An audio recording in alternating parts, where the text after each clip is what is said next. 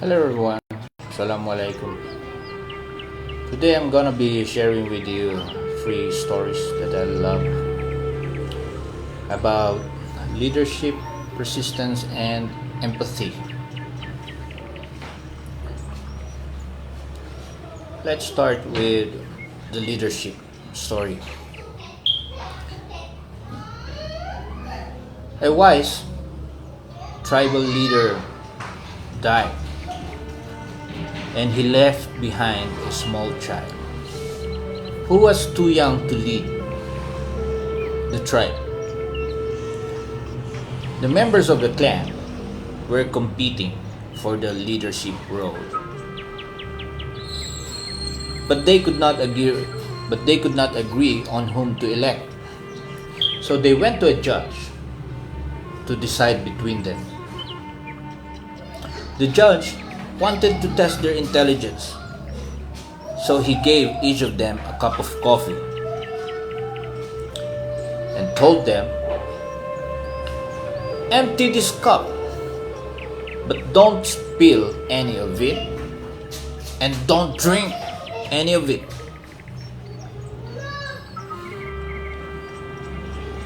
The men all looked at each other in confusion and didn't know how to do it.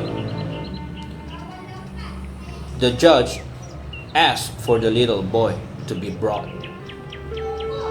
the son of the tribal leader who had died, and he tasked the little boy with the same. The little boy outsmarted all the elders. He took his scarf, immersed it in the cup until it absorbed all the coffee. Then the boy said to the judge, "Your cup is empty and your coffee is on my head." The judge realized how clever he was and declared him the new elder, saying to the man, "Get up, O man, and take your new elder with you."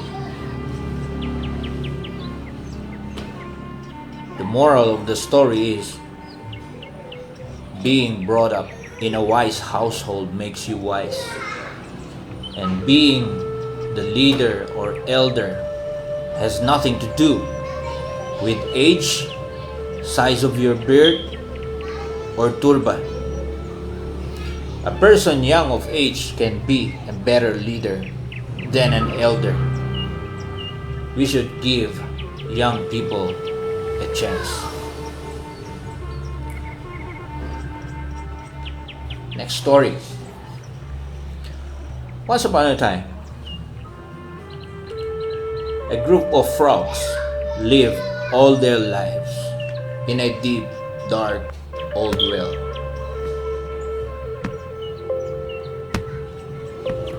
These frogs tried to jump higher and higher each day to see what is above this vertical tunnel. Unfortunately, not even one frog was able to jump as high as the old well's surface. One day, a tiny frog started clinging on the walls, wanting to take a peek on the world above.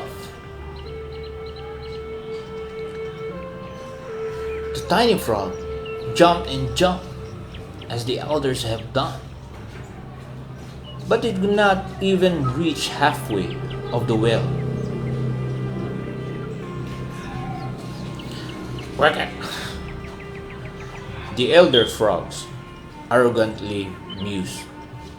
"Quack! What are you doing? Are you crazy? All our lives we have been striving to reach that peak, but all of us failed. We are old now, and we lost hope to see what's up there.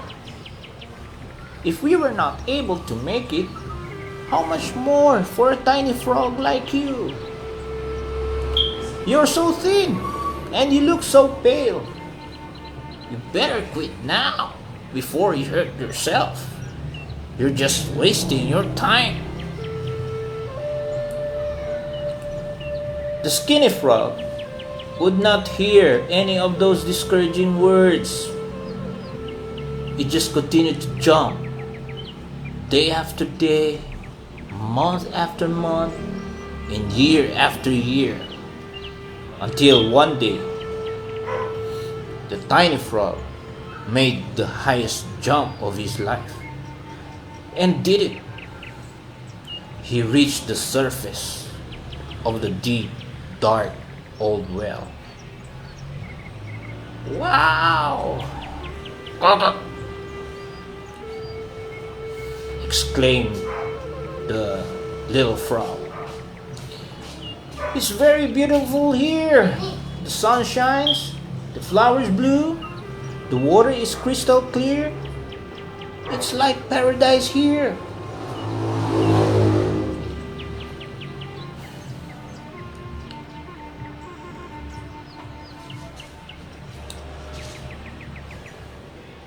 While the tiny frog enjoyed the beauty of nature, the frogs left inside the old well shouted and begged the tiny frog to help them out.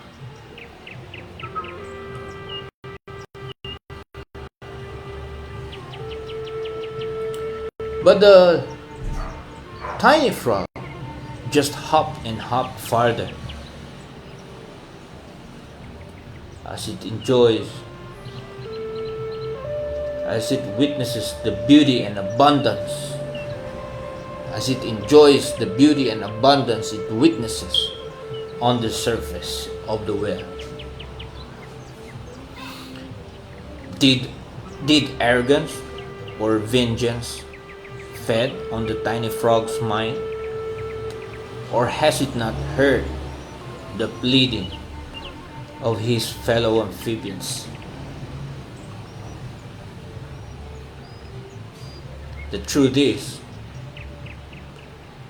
the tiny frog is neither arrogant nor vindictive.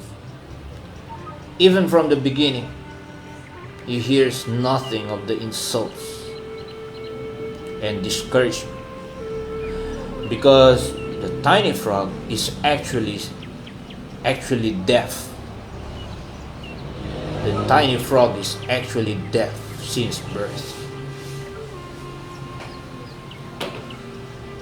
Most of us are easily discouraged or frustrated if someone tells us that we are not good enough to do anything. We easily give up on our dreams and ambitions to these dream stealers.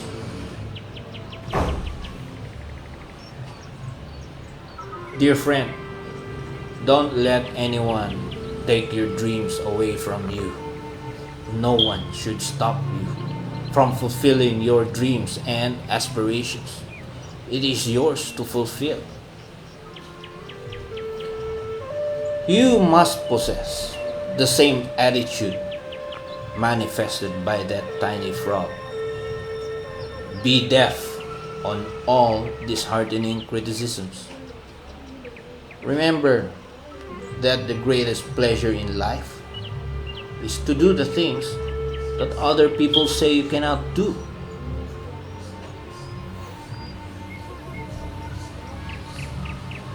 John Maxwell once said, and I quote, "In life, the question is not if you will have problems, but how are you going to deal with your problems? Are you going to fail forward or to fail backward?"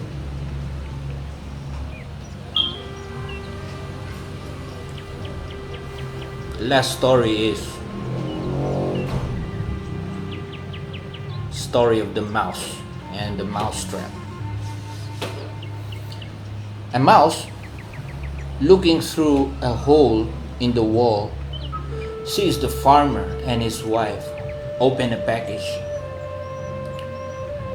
He was terrified to see that it was a mouse trap. So he ran to the patio to warn everyone. "There's a mouse trap at home! There's a mouse trap at home!" The chicken that was cackling and digging says, "Excuse me, Mr. Mouse. I understand that it is a big problem for you, but it does not hurt me at all." So the rodent went to the lamp and it says the same thing. "Excuse me, Mr. Mouse, but I don't think I can do more than ask for you in my prayers." So the mouse went to the cow and she said, "Moo, but am I in danger?" "I think not," said the cow. So the mouse returned to the house, worried and dejected, to face the farmer's mouse trap. That night, a loud noise was heard, like that of the mousetrap catching its victim. The woman ran to see what she had caught. In the dark, she did not see that the mousetrap had caught the tail of a poisonous snake. The speedy snake bit the woman. The farmer immediately took her to the hospital. She came back with a high fever. The farmer, to comfort her, prepared a nutritious soup, grabbed the knife, and went to find the main ingredient, the chicken. Since the woman did not get better, friends and neighbors went to visit them. The farmer killed the lamb to feed them. But still the woman did not get better and died. And in the end, the husband sold the cow to the slaughterhouse to cover the funeral expenses. The next time someone tells you about their problems and you think that you're not affected because it's not yours and you don't pay attention to it, think twice. He who does not live to serve doesn't serve to live.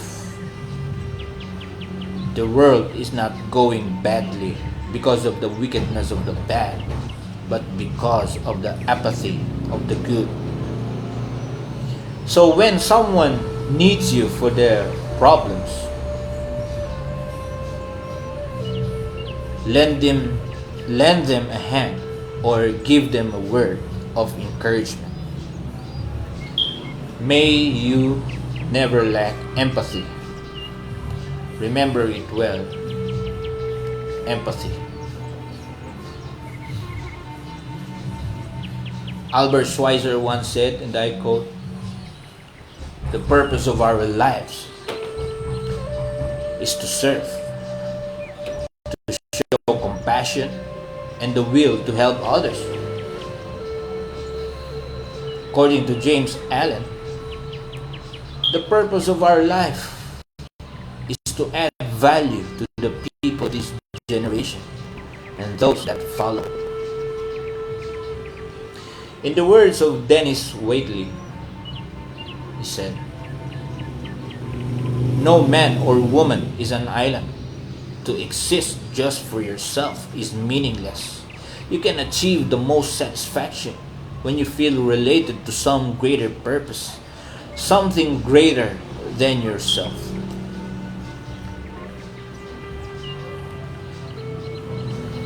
Albert Einstein once said, and I quote, "Strange is our situation here upon earth. Each of us comes for a short visit, not knowing why, yet sometimes seeming to divine a purpose. From the standpoint of daily life, however, there is one thing we do know. That man is here for the sake of other men."